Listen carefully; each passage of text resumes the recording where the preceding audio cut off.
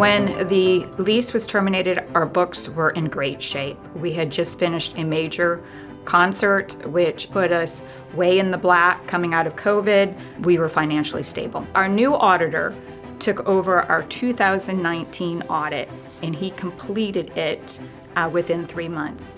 Then our 2020 audit, he completed it the following month.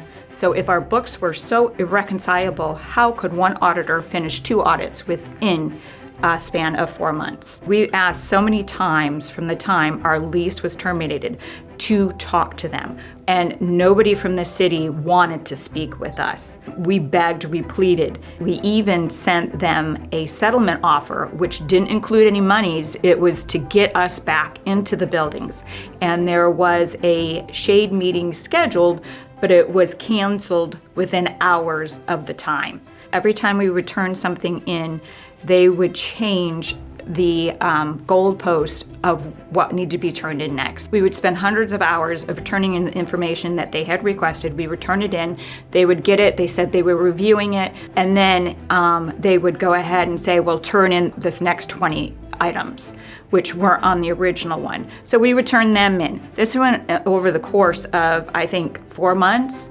And then our last final attempt was in December of 2021. We went to City Hall, and they would not acknowledge that they received a packet that was 2 inches thick of the items that they want.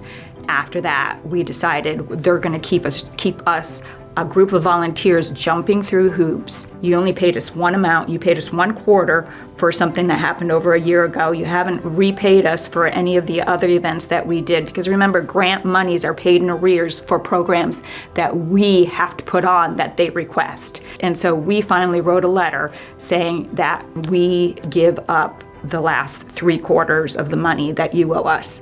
The double dipping term is just a spin. There is no double dipping. PPP was not based on any receiving grants. We just had to prove we had the right amount of payroll and expenses.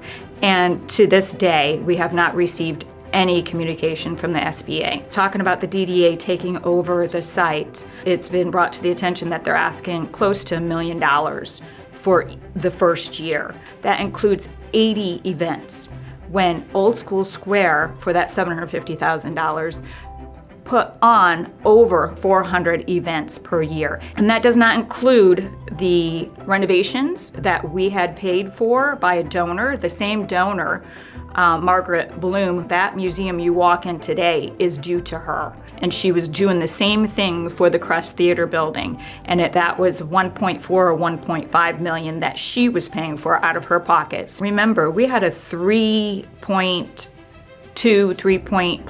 million budget. The taxpayers only paid for that CRA grant. It was only 22 to 25% of that budget. And if you add up all the years from 2015 to 2021, the average is actually $635,000 a year. We paid our own electric, we paid our own water, we paid for all those bills. The city only took care of the outside buildings, and the rest we paid for. With this new plan, that one department that will have to help the DDA will be the Parks and Recreations. They've always taken care of the outside grounds, but now they will have to help with the inside grounds. And remember, as a tenant, we paid for everything. We paid from insurance to security. So you, the taxpayers, will have to finish that renovation.